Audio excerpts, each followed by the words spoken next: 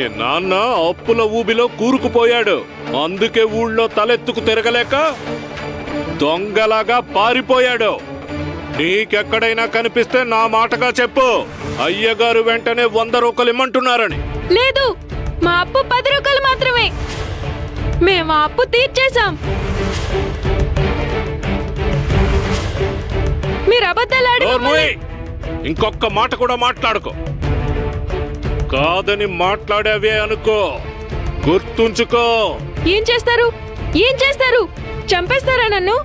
చంపేస్తారా? చంపండి, చంపండి. నీ వల్ల మా అమ్మకి నాన్నకి ఏదైనా జరిగితే నీ అంతు చూస్తాను.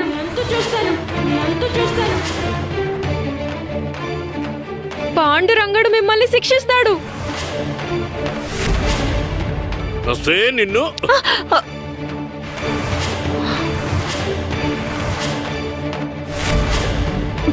ఏం చేస్తున్నారు? స్పృహలోకి రండి.